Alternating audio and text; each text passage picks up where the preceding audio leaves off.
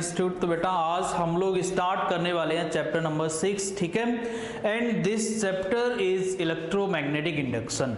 और ये जो चैप्टर है ये भी काफ़ी इंपॉर्टेंट चैप्टर है। यहाँ से आप ये मान के चलिए कि बोर्ड एग्जाम में आपका कम से कम 3 मार्क्स का क्वेश्चन पेपर आएगा, ठीक है। तो हम लोग क्या करेंगे, हम लोग यहाँ पर वही क्वेश्चंस डील करेंगे, वही इंपॉर्टेंट टॉपिक्स डील करेंगे जो एग्जाम पॉइंट ऑफ व्यू से बहुत ज़्यादा इंपॉर्टेंट है, ठीक है। So let me start with the electromagnetic induction. And उसमें सबसे पहला टॉपिक मैं डील करने वाला हूँ, दैट इज मैग्नेटिक फ्लक्स, ठीक है।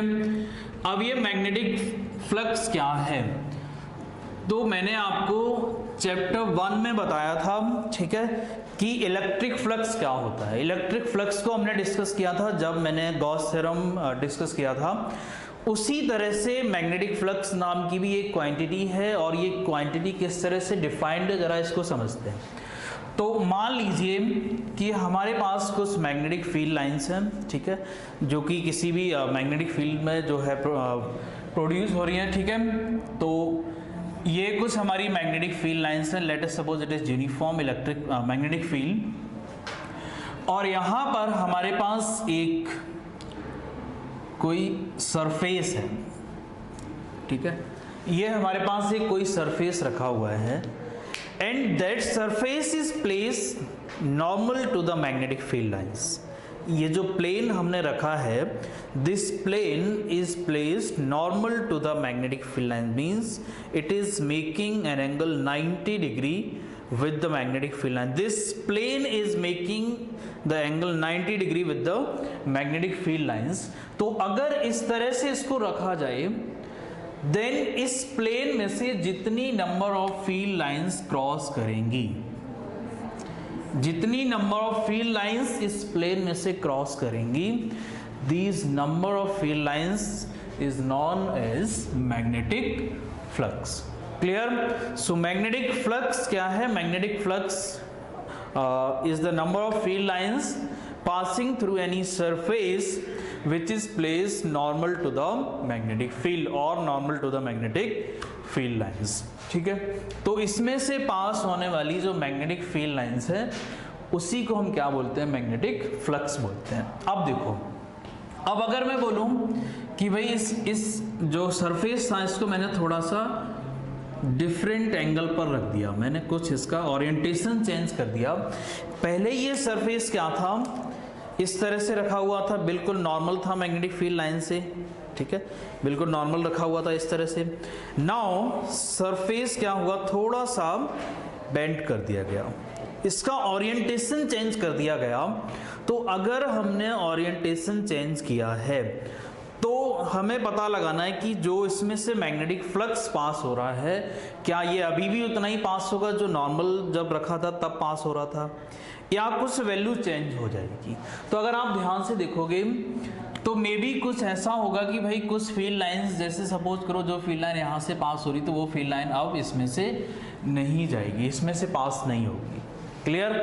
इट मीन्स अगर आपने इस ओरिएंटेशन को चेंज कर दिया, आपने प्लेन जो था वो नॉर्मल ना रख के किसी एंगल पर रखा, इसका मतलब ये होगा कि भाई मैग्नेटिक फ्लक्स जो है वो हमारा चेंज हो जाएगा। तो अगर वो चेंज हो जाएगा, it means then how will you define. तो अब हम क्या करेंगे, अब हम लोग इसको मैथमेटिकली डिफाइन करेंगे। एनालिटिकली आपको समझ आ गया कि मैग्नेटिक फ्लक्स क्या होता है। Magnetic flux is basically the number of field lines, magnetic field lines passing through any surface which is held normal to the magnetic field lines or magnetic field। अब अगर हम मैथमेटिकली इसको define करें, ठीक है, अगर हम इसको मैथमेटिकली डिफाइन करें कि what is magnetic flux, then it is defined as phi b is equals to b dot a। In general अगर हम बात करें तो ये हो जाएगा बी ए। अगर ये नॉर्मल रखा हुआ है, if surface is placed normal, if surface is normal, normal किसके, मैग्नेटिक फील्ड लाइंस के, ठीक है। और अगर नॉर्मल नहीं है देन क्या होगा, ये जो अभी एरिया वेक्टर हमारा इस डायरेक्शन में था, ये एरिया वेक्टर थोड़ा चेंज हो जाएगा, इस डायरेक्शन में आ जाएगा, और इलेक्ट्रिक फील्ड ये होगा। देन हम लोग क्या करेंगे, ये जो magnetic field, not electric field, it is magnetic field. तो अब हम इस मैग्नेटिक फील्ड की जो डायरेक्शन है वो एरिया वेक्टर के अलोंग देखेंगे कि इस मैग्नेटिक फील्ड का एरिया वेक्टर के अलोंग कौन सा कंपोनेंट होगा, क्योंकि ये एंगल अगर थीटा हो जाएगा, ये हमारा एरिया वेक्टर हो गया। तो इस मैग्नेटिक फील्ड का इस एरिया वेक्टर के अलोंग जो कंपोनेंट होगा वो क्या होगा, बी कॉस थीटा होगा, ठीक है। और इसके परपेंडिकुलर एक कंपोनेंट होगा ऐसे, ठीक है, इसके परपेंडिकुलर एक कंपोनेंट होगा ये बी साइन थीटा। तो परपेंडिकुलर वाला तो कंट्रीब्यूट करेगा नहीं फ्लक्स में। फ्लक्स में कौन कंट्रीब्यूट करेगा, फ्लक्स में केवल जो हमारा कंपोनेंट एरिया वेक्टर की पैरेलल है, that component will contribute. So in that case what will happen, in that case my flux will be defined as, magnetic flux will be defined as B cos theta and area vector, ठीक है, B cos theta and area vector, and in that case this becomes B A cos theta, and hence इसको आप क्या लिख सकते हो, इसको आप लिख सकते हो phi B is equals to B dot A, phi B is equals to B dot A, ठीक है। तो ये हो गया मेरा magnetic flux when magnetic field और एरिया वेक्टर दोनों कांस्टेंट है, दोनों की वैल्यू चेंज नहीं हो रही है, दोनों की वैल्यू क्या है, कांस्टेंट है। और अगर हमारा मैग्नेटिक फील्ड वेरी कर रहा है और सरफेस जो है वो हमारा किसी भी शेप का हो सकता है, ज़रूरी नहीं है कि ये किसी एक पर्टिकुलर वेल डिफाइंड शेप ही होनी चाहिए, it could be any shape. और अगर हम ये बोलें कि भाई that field is not constant, this magnetic field is not constant, in that case यहाँ पर क्या है, in that case that magnetic field is constant. और अगर हम बोलते हैं कि ये मैग्नेटिक फील्ड कांस्टेंट नहीं है, तब कैसे हम डिफाइन करेंगे मैग्नेटिक फ्लक्स को, तो उसके लिए देखते हैं जरा। तो अगर मैग्नेटिक फील्ड कांस्टेंट नहीं है देन हम लोग कैसे डिफाइन करेंगे, देन हम क्या करेंगे कि भाई मैग्नेटिक फील्ड अगर कांस्टेंट नहीं है तो अब क्या होगा, अब हमें यहाँ पर लेट अस सपोज कोई एक आर्बिट्ररी शेप का कोई हमारा एक सरफेस है, ठीक है, और इसमें से कुछ फील्ड लाइंस पास हो रही हैं और ये मैग्नेटिक फील्ड कांस्टेंट नहीं है, इट इज वेरिंग, ये टाइम के साथ वेरी कर रहा है या मे बी की डिस्टेंस के साथ वेरी कर रहा है। तो अब यहाँ पर क्या होगा, यहाँ पर हम जब मैग्नेटिक फ्लक्स निकालेंगे तो हम क्या करेंगे, ये कोई आर्बिट्ररी शेप का हमारा प्लेन है, तो इसको हम स्मॉल स्मॉल कुछ वेल डिफाइंड शेप में क्या करेंगे, कंपोनेंट इसके ब्रेक कर लेंगे, इसको डिवाइड कर देंगे स्मॉल स्मॉल सरफेसेस में, और उसमें से हम फिर क्या करेंगे, पास होने वाले फ्लक्स को कैलकुलेट करेंगे, देन उन सब का हम सम कर देंगे, ठीक है। और अगर ये समेशन बहुत हायर ऑर्डर का है then that will converted into integration. तो ऑन द होल अगर हम बात करें कि भाई जब हमारे पास जो मैग्नेटिक फील्ड है it is not constant, if it is not constant then आप फ्लक्स को किस तरह से डिफाइन करोगे, तो आपने पहले एक स्मॉल एरिया के लिए फ्लक्स निकालना होगा B डॉट डी ए करके, और डी ए यहाँ पर डी कुछ भी हो सकता है, DA1 हो सकता है मे बी, ठीक है, DA1 हो सकता है और anything, and after that total flux क्या हो जाएगा, तो DA ही मान लेते हैं, ये एरिया हमारा DA है, इसका एरिया वेक्टर DA है। अब इसको हम क्या करेंगे, इसकी पूरी क्लोज लूप में हम इसको इंटीग्रेट कर देंगे, तो टोटल फ्लक्स क्या हो जाएगा, this phi B is equals to integration B dot DA over the loop और ओवर द प्लेन। तो जब आप इसको इंटीग्रेट कर दोगे तो हमें क्या मिल जाएगा, इस क्लोज सरफेस से पास होने वाला फ्लक्स मिल जाएगा। और अगर ये क्लोज सरफेस नहीं है देन आप इसका लूप पे इंटीग्रेट नहीं करोगे, जितना भी सरफेस है उसकी लिमिट तक इंटीग्रेट कर दो and then you will get the magnetic flux. तो आप ध्यान रखना, जब हमारा मैग्नेटिक फील्ड बदल रहा हो, मैग्नेटिक फील्ड वेरी कर रहा हो, तो आपने बी डॉट ए नहीं लगाना है या फिर बी ए नहीं लगाना है। In that case you have to apply integration B dot D A. ये हो गया मैग्नेटिक फ्लक्स। अब हम बात करें कि इसकी यूनिट क्या है, इसकी डायमेंशन क्या है। ये भी एग्जाम में पूछ लेता है 1 मार्क्स में, ठीक है। तो 1 मार्क का क्वेश्चन जब बनता है तो यहाँ पर अगर हम फॉर्मूले को देखते हैं तो हमारे पास क्या आया, magnetic flux is equals to B dot A और बी ए कॉस थीटा। तो यहाँ से अगर आप देखोगे कि डायमेंशन हमें निकालनी है तो उसके लिए हमें मैग्नेटिक फील्ड की डायमेंशन चाहिए, ठीक है, और एरिया की डायमेंशन चाहिए। तो एरिया की डायमेंशन पता है, मैग्नेटिक फील्ड की डायमेंशन पता नहीं है, ठीक है। तो उसको याद होनी चाहिए, और अगर याद नहीं है तो उसको आप कैलकुलेट भी कर सकते हो। कहाँ से कैलकुलेट करोगे, उसके लिए हमारे पास काफ़ी सारे फॉर्मूले हैं, ठीक है। तो हम लोग क्या करेंगे, जब हम एक फॉर्मूला लगा सकते हैं, F is equals to I B L. ये फॉर्मूला मैंने पढ़ाया था, ठीक है, 4th चैप्टर में। यहाँ से B अगर आप देखोगे तो क्या आएगा, F upon I into L, F upon I into L. और इसको जब आप देखोगे तो ये क्या हो जाएगा, M L T minus 2 upon A and L. तो ऑन द होल ये क्या मिल जाएगा, एम एल तो कट जाएगा, ठीक है, टी माइनस 2 ए माइनस 1। ये आ गई मैग्नेटिक फील्ड की डायमेंशन। अब अगर ये मैग्नेटिक फील्ड की डायमेंशन आ गई तो यहाँ आप डायमेंशन ऑफ फाई भी निकाल सकते हो। मैग्नेटिक फ्लक्स की डायमेंशन निकाल लोगे, क्या होगी, M L M T L तो है ही नहीं इसमें, M T minus 2 A minus 1 और ए का क्या हो जाएगा, L2। तो इसको क्या लिखोगे, M L2 T minus 2 A minus 1। ये हो गई मेरी डायमेंशन किसकी, मैग्नेटिक फ्लक्स की। क्लियर है।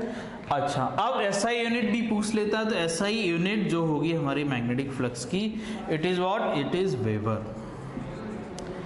SI unit of magnetic flux is weber, ठीक है।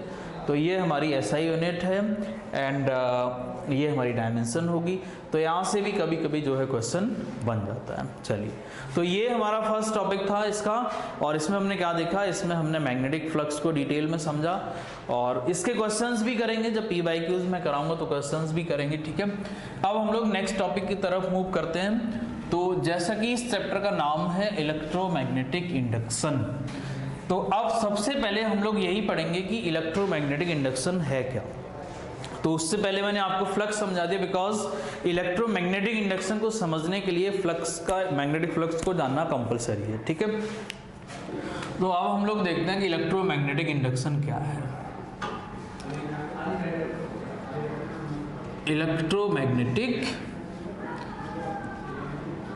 इंडक्शन क्या है। तो देखिए, इलेक्ट्रोमैग्नेटिक इंडक्शन मींस कि अगर मान लो आपके पास एक कोई सर्किट है, एक कोई कॉइल है, और उस कॉइल के पास में क्या है कि मान लो ये आपके पास एक कॉइल है एंड इस कॉइल में मान लो कुछ एक सपोज एक गैल्वेनोमीटर लगा हुआ है और इस कॉइल के पास में एक मैग्नेट है, ठीक है, एक मैग्नेट है। और आप क्या कर रहे हो, इस मैग्नेट को इस कॉइल के आसपास बैक एंड फोर्थ मूव करा रहे हो। तो अगर आप इस मैग्नेट को इस कॉइल के इधर उधर मूव कराओगे तो एक्सपेरिमेंटली क्या देखा गया, फैराडे ने एक्सपेरिमेंट परफॉर्म किए थे। तो उसमें क्या देखा गया, उसमें उन्होंने देखा कि जैसे ही मैं इस मैग्नेट को इधर इस कॉइल की तरफ या कॉइल से दूर ले जा रहा हूं, देन व्हाट इज हैपनिंग, इस गैल्वेनोमीटर में कुछ डिफ्लेक्शन आ रहा है, ठीक है। जैसे ये मैग्नेट हमारी इस कॉइल से अवे जा रही है या फिर इस कॉइल की तरफ आ रही है, देन व्हाट इज हैपनिंग, इस कॉइल में कुछ करंट फ्लो हो रहा होगा, उसकी वजह से इस गैल्वेनोमीटर में डिफ्लेक्शन आ रहा है। इसका मतलब कि अगर आपने क्या किया, अगर आपने मैग्नेट को मूव कराया तो इसमें क्या हुआ, इसमें हमारा एक करंट प्रोड्यूस हो गया। इसके बाद इन्होंने इसी चीज को दोबारा से डिफरेंट मेथड से किया। अब इन्होंने क्या किया, इसको स्टेशनरी कर दिया, मैग्नेट को स्टे करा दिया और इस कॉइल को जो है मूव कराया। तो जब इस कॉइल को मूव कराया तो क्या देखा इन्होंने कि सेम बिहेवियर यहाँ आ रहा था, सेम डिफ्लेक्शन आ रहा था गैल्वेनोमीटर में। इट मीन्स अब यहाँ पर दो चीजें क्लियर होंगी कि भाई चाहे हम मैग्नेट को मूव कराएं या फिर कॉइल को मूव कराएं, what is happening, magnetic flux, ये करंट इज प्रोड्यूसिंग, इस कॉइल के अंदर करंट प्रोड्यूस हो रहा है, इसकी वजह से ये गैल्वेनोमीटर हमारा डिफ्लेक्ट हो रहा है। तो अब यहाँ पर क्वेश्चन ये बन गया कि जो करंट प्रोड्यूस हो रहा है ये हो क्यों रहा है, क्या वजह है। तो यहाँ से तो इतना पता चला कि मोशन जो हो रही है इसकी वजह से करंट प्रोड्यूस हो रहा है। इसके बाद यहाँ पर इन्होंने एक और एक्सपेरिमेंट परफॉर्म किया और उसमें क्या किया, एक कॉइल और ले ली यहाँ पर और उस कॉइल में करंट फ्लो कराया एंड इस करंट की वैल्यू को चेंज कराया with the help of rheostat. ठीक है, इस करंट की वैल्यू को जब चेंज कराया तो इन्होंने क्या देखा कि जैसे जैसे इस कॉइल में करंट चेंज हो रहा था वैसे वैसे इस कॉइल में भी कुछ इसके गैल्वेनोमीटर में डिफ्लेक्शन आ रहा था। इसका मतलब कि करंट इसमें हमने चेंज किया, डिफ्लेक्शन यहाँ आ रहा है। इसका मतलब करंट यहाँ अगर चेंज हो रहा है तो जो यहाँ डिफ्लेक्शन आ रहा है तो ये क्या है, यहाँ भी करंट प्रोड्यूस कर रहा होगा। ठीक है, सिमिलर चीज इधर हमने देखी कि भाई जब यहाँ हमने करंट में चेंज किया तो यहाँ जो है डिफ्लेक्शन आ रहा था। तो ये दोनों एक्सपेरिमेंट जो आप देख रहे हो इनसे हमें अल्टीमेटली क्या मिला, अल्टीमेटली हमें ये पता चला कि भाई जब करंट चेंज होगा तो क्या होगा, उससे मैग्नेटिक फ्लक्स वेरी करेगा, मतलब मैग्नेटिक फील्ड लाइंस वेरी करेंगी और मैग्नेटिक फील्ड लाइंस वेरी करेंगी। तो इन्होंने कहा कि हो क्या रहा है कि ये जो फ्लक्स चेंज हो रहा है इसकी वजह से मैग्नेटिक जो फ्लक्स चेंज हो रहा है इसकी वजह से कुछ करंट डेवलप हो रहा है, कुछ ईएमएफ डेवलप हो रहा है जो कि इस कॉइल में डेवलप हो रहा है। क्लियर, इट मींस अब यहाँ पर ये कंक्लूजन निकल गया कि whenever the flux linked with any coil changes, what is happening, an EMF is produced in that coil and if that coil is closed then some current starts flowing. ठीक है, तो ये जो प्रोसेस है, ये जो फिनोमेना है, that phenomena is known as electromagnetic induction. ये मैग्नेट की मोशन से भी देख लिया हमने, इसमें हमने करंट को वेरी करा के भी देखा। दोनों चीज़ों में ये चीज़, दोनों फिनोमेना, दोनों एक्सपेरिमेंट जो थे दोनों से ही ऐसा हो रहा था। ठीक है, तो उन दोनों से जो कंक्लूजन निकला हमारा वो क्या निकला है कि whenever the magnetic flux linked with any coil changes, then what happens, some EMF is developed in another coil or maybe in the same coil. जरूरी नहीं है कि इसी कॉइल में एक EMF इसमें चेंज अगर कराएं तो इसमें EMF डेवलप हो। ऐसा भी देखा गया कि सेम कॉइल में करंट चेंज कराया और उसी कॉइल में एक नया EMF या फिर एक नया करंट प्रोड्यूस हो गया। ठीक है, ऐसी भी पॉसिबिलिटीज थी। तो क्या समझ आ गया, इसका मतलब ये हो गया कि जब भी किसी कॉइल से लिंक फ्लक्स जो होगा, मैग्नेटिक फ्लक्स जो होगा, ये अगर चेंज होगा तो क्या होगा हमारा, तो हमारा EMF उसमें प्रोड्यूस हो जाएगा। क्लियर, तो उसमें EMF प्रोड्यूस हो जाएगा and that phenomena is known as electromagnetic induction. ठीक है, चलिए, तो ये इलेक्ट्रोमैग्नेटिक इंडक्शन आ गया समझ। अब हम लोग थोड़े और आगे बढ़ते हैं। इसके बाद अब यहाँ पर फैराडे जी ने कहा कि इलेक्ट्रोमैग्नेटिक इंडक्शन तो समझ आ गया। नाउ द क्वेश्चन इज कि जो EMF प्रोड्यूस हो रहा है हमारा कॉइल में, इसकी वैल्यू क्या होगी, या फिर जो करंट प्रोड्यूस हो रहा है इसकी वैल्यू क्या होगी, उसके EMF की वजह से जो करंट प्रोड्यूस होगा उसकी वैल्यू क्या होगी या और उसकी डायरेक्शन क्या होगी। इन दोनों चीज़ों को समझना है। ठीक है, तो उन दोनों चीज़ों को समझने के लिए फैराडे ने कुछ लॉज दिए और दो लॉज दिए इन्होंने बेसिकली। ठीक है, तो फर्स्ट लॉ में इन्होंने क्या बताया, फर्स्ट लॉ में इन्होंने बताया कि भाई, तो हम देख लेते हैं लॉज, फैराडेज लॉ। ठीक है, अगला जो टॉपिक हमारा बनेगा वो क्या बनेगा, फैराडेज लॉज। तो अब यहाँ पर एक तो फैराडे लॉ है, सेकेंड लॉ जो था उसको हमने लेंज लॉ दे दिया, लेंज नाम दे दिया उसका। ठीक है, तो फैराडे के फर्स्ट लॉ में या फैराडे के लॉ में क्या बताया गया, फैराडे के लॉ में बताया गया कि अगर मेरे पास, सपोज करो अगर मेरे पास क्या है, एक कॉइल है। ठीक है, ये हमारे पास एक कॉइल है और इसमें कुछ टर्न्स हैं, इस कॉइल के अंदर कुछ टर्न्स हैं, और इस कॉइल में जो टर्न्स हैं हम क्या कर रहे हैं, इसके करंट को चेंज कर रहे हैं, इसके अपने करंट को चेंज कर रहे हैं, या फिर ये कह सकते हो कि इस कॉइल में से पास होने वाले मैग्नेटिक फ्लक्स को चेंज कर रहे हैं। तो हमें पता है कि ईएमएफ डेवलप होगा। अगर हम इस कॉइल के थ्रू पास होने वाले मैग्नेटिक फ्लक्स को चेंज करेंगे तो क्या होगा, इसके अंदर एक ईएमएफ डेवलप होगा। तो फैराडे जी ने क्या बोला, इन्होंने कहा कि जो ईएमएफ डेवलप होगा इस कॉइल में, that EMF is nothing but the directly proportional to the rate of change of magnetic flux. Clear? Directly proportional to the rate of change of magnetic flux. और you can also say like EMF produced, first law में जो इन्होंने अपने law में बताया वो क्या बताया, ईएमएफ प्रोड्यूस्ड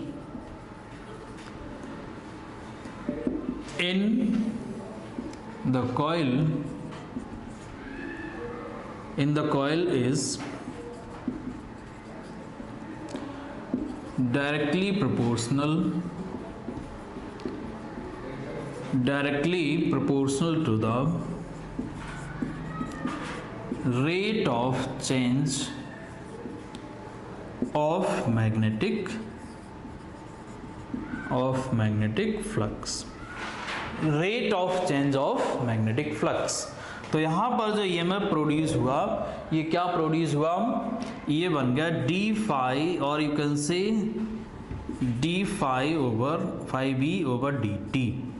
ठीक है, ये होगा मेरा magnitude of the EMF produced in that coil. Clear? तो ये हमारा फॉर्मूला हो गया। अच्छा, अब इसको क्या लिख सकते हो आप, इसको भी थोड़ा सा आगे एक्सटेंड कर सकते हो। तो किस तरह से एक्सटेंड करोगे? हाँ, तो यहाँ पर ये तो हो गया कि जो मैग्नीट्यूड ऑफ ईएमएफ प्रोड्यूस होगा उसकी वैल्यू क्या होगी, D phi over D T. अच्छा, अब अगर मान लो हमें ये पता लगाना हो कि भाई किस डायरेक्शन में करंट फ्लो होगा या किस डायरेक्शन में करंट प्रोड्यूस होगा, तो उसके लिए हम क्या करेंगे? ठीक है, तो अच्छा एक चीज़ और यहाँ पर समझ लेते हैं उससे पहले कि इसको हम इस तरह से भी लिख सकते हैं, epsilon mod of epsilon is equals to delta phi B over delta T.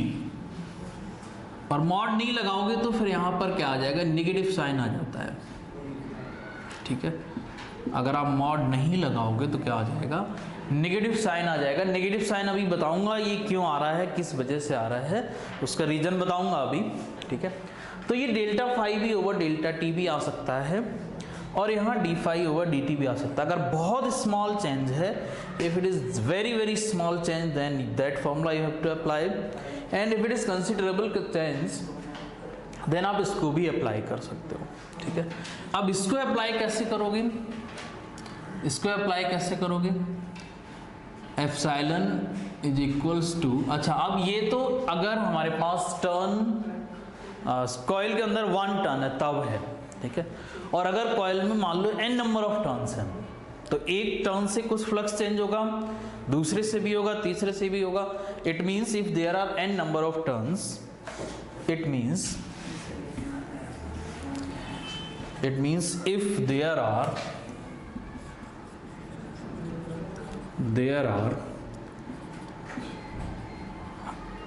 n number of turns, अगर वहां पे n number of turns है, then what happens, then जो चेंज आएगा total, that becomes n del phi over del t, phi b upon d delta t, delta phi over delta T. इसको आप इस तरह से भी लिख सकते हो। ठीक है, इसको भी कैसे लिख सकते हो, इसको ऐसे लिख सकते हो, माइनस एन, माइनस चाहो तो मैग्नीट्यूड जब आप लोगे तो हटा भी सकते हो, कोई प्रॉब्लम नहीं है। तो ये हो जाएगा हमारा phi final minus phi initial divided by जो हमारा टाइम, जिस टाइम में हमारा फ्लक्स चेंज हुआ है वो वाला टाइम। क्लियर? तो ये फॉर्मूला हम अप्लाई करेंगे न्यूमेरिकल प्रॉब्लम जब हम लोग करेंगे। बहुत इंपॉर्टेंट फॉर्मूला है। Faraday's law is very very important. आगे की जो कुछ डेरिवेशंस है वहाँ भी फैराडे लॉ इस्तेमाल होगा। ठीक है, तो ये हमारा क्या हो गया, फैराडे का लॉ हो गया। उसमें इन्होंने क्या बताया कि जो इलेक्ट्रिक ईएमएफ होगा, जो पोटेंशियल होगा, जो डेवलप होगा हमारे किसी कॉइल में because of EMI, because of electromagnetic induction, that electric EMF और that electric potential is directly proportional to the rate of change of magnetic flux in that coil. Clear? अच्छा, अब हम लोग आगे बढ़े अगर, तो अब हम ये समझ लेते हैं कि ये माइनस साइन क्या कहता है।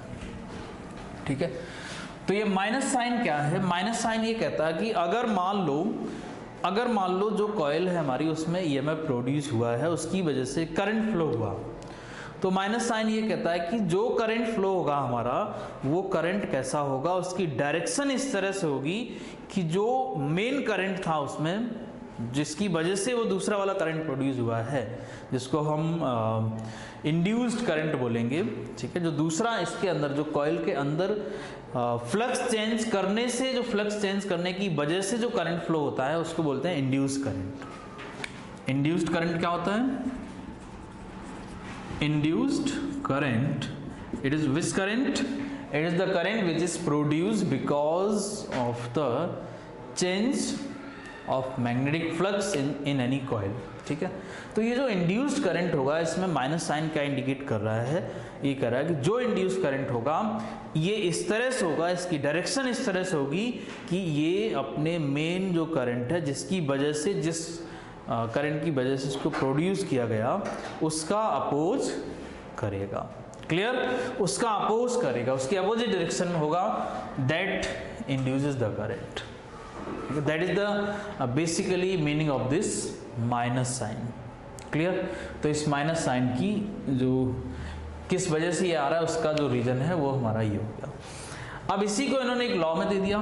ठीक है, माइनस साइन के लिए एक अलग लॉ बना दिया कि भाई माइनस साइन क्यों आया, और उसमें इन्होंने क्या बोला, दैट इज, उसमें नाम दे दिया लेंज लॉ। ठीक है, वो लेंज जी ने बताया था। तो लेंज लॉ क्या था? लेंज लॉ में बताया गया कि भाई जो हमारी कॉइल है उसके अंदर जो इंड्यूस करंट डेवलप हो रहा है, it will be such that so it opposes the main cause or opposes the main current because of it produced. Clear? तो ये क्या लिखोगे? The direction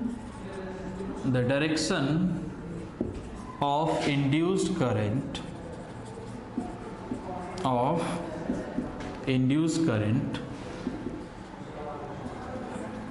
is such that it opposes the cause due to which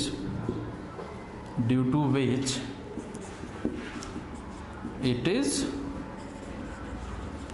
produced. Clear?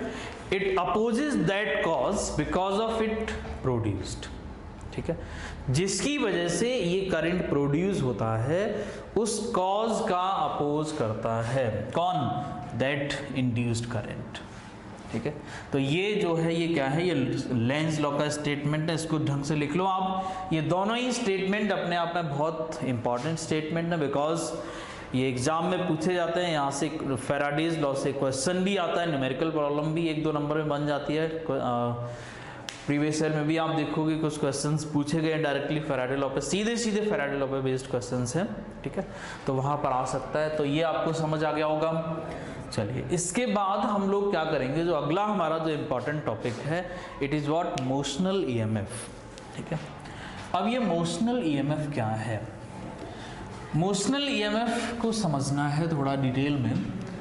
तो motional EMF means, भाई नाम से ही समझ आ रहा है कि मोशन की वजह से प्रोड्यूस्ड होने वाला ईएमएफ। अब ये मोशन किसकी, कौन सी मोशन,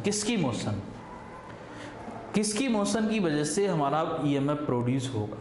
ठीक है, तो इट मीन्स कि भाई अगर हमारे पास कोई मैग्नेटिक फील्ड है, ये कोई मैग्नेटिक फील्ड है, ठीक है, और इस मैग्नेटिक फील्ड के अंदर क्या हो रहा है? इस मैग्नेटिक फील्ड के अंदर मान लो एक कंडक्टर जो है मूव कर रहा है।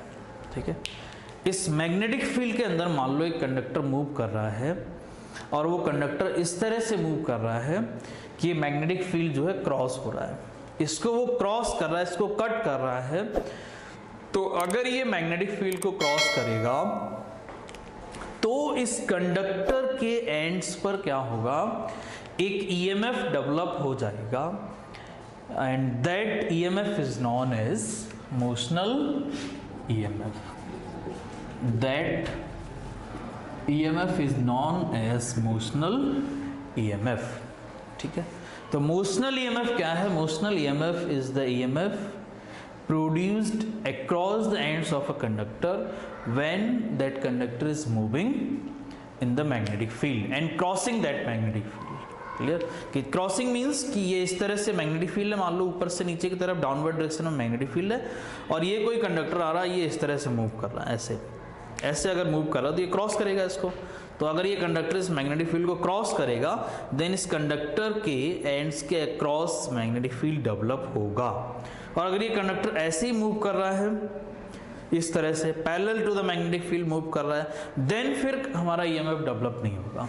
ठीक है, तो ये ध्यान रखना, मोशन की डायरेक्शन जो है वो इंपॉर्टेंट रोल प्ले करेगी यहाँ पर। तो अगर ये मैग्नेटिक फील्ड हमारा मान लो इनवर्ट डायरेक्शन है तो ऐसा मैग्नेटिक फील्ड है, अब इसमें कोई कंडक्टर अगर ऐसे जा रहा है तो क्या होगा, ये मैग्नेटिक फील्ड क्रॉस होगा, और अगर ये मैग्नेटिक फील्ड क्रॉस होगा देन व्हाट हैपेंस, इस कंडक्टर के अक्रॉस क्या होगा, एक ईएमएफ डेवलप हो जाएगा। अब क्वेश्चन आता है कि ईएमएफ डेवलप हुआ क्यों, तो देखते हैं जरा। तो मान लेते हैं कि हमारे पास एक ये यू शेप का एक फ्रेम है, ठीक है,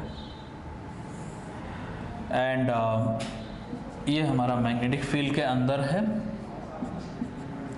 ये हमारा, और इस फ्रेम पर एक कंडक्टर रखा हुआ है मान लो, ठीक है, we have a conductor, this may be conductor A B नाम दे दो इसका, A B is the conductor, और ये कंडक्टर मान लो इस डायरेक्शन में हम इसको ले जा रहे हैं, ठीक है, विद सम वेलोसिटी v।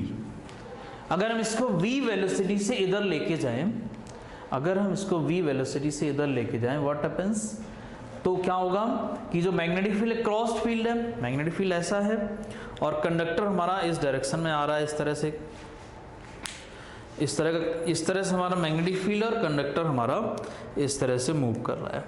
तो अगर ये कंडक्टर मूव करेगा देन व्हाट हैपेंस, जब ये कंडक्टर इधर आएगा तो क्या देखोगे, इससे क्लोज जो एरिया है, ये वाला जो एरिया आप देख रहे हो, that area will change, that area will change. अगर ये कंडक्टर हमारा इस डायरेक्शन में आएगा तो ये इनक्लोज्ड एरिया कम होगा, और अगर ये कंडक्टर राइट साइड जाएगा then that enclosed area will increases.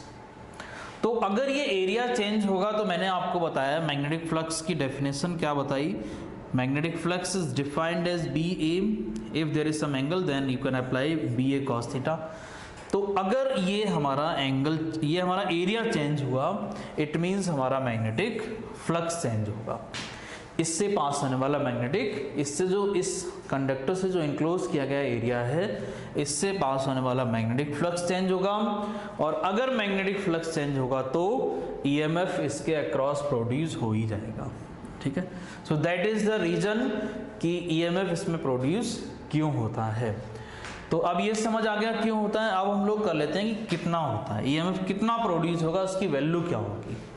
तो मान लेते हैं भाई कि सपोज यहाँ पर ये कंडक्टर, इसकी कुछ लेंथ है, ठीक है, तो मे बी हम इसको यहाँ पर ले लेते हैं कि भाई ये L लेंथ है, इस कंडक्टर की L लेंथ है, V वेलोसिटी से इधर आ रहा है, यहाँ पर मैग्नेटिक फील्ड है B। तो अब होगा क्या कि यहाँ से यहाँ तक की कुछ डिस्टेंस होगी, ये कुछ डिस्टेंस होगी, ठीक है। अब मान लो ये कंडक्टर थोड़ा इधर मूव करके आया, यहाँ तक मूवमेंट हुआ है इसका,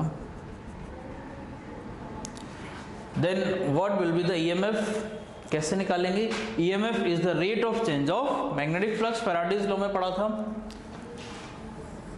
फैराडेज लॉ में क्या पढ़ा था, EMF is nothing but the rate of change of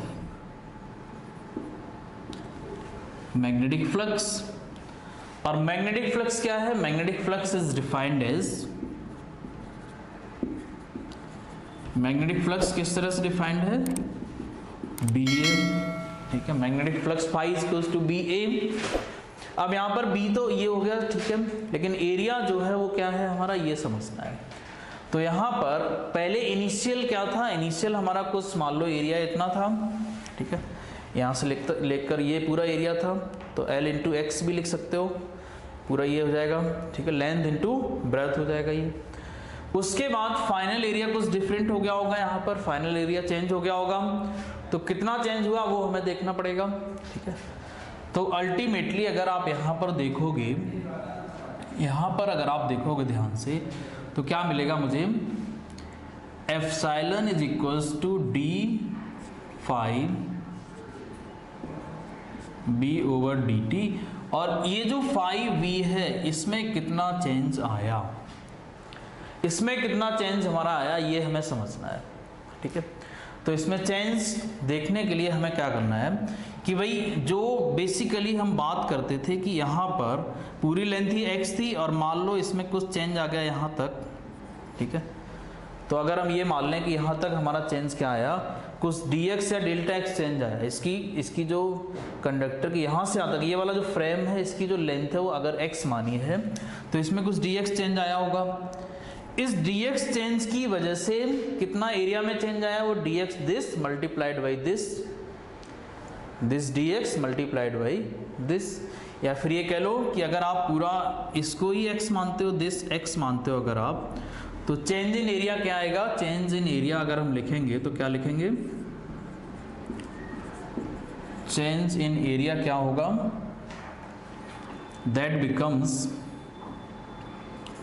A is equals to L into x, L into x लिख सकते हैं हम, ठीक है।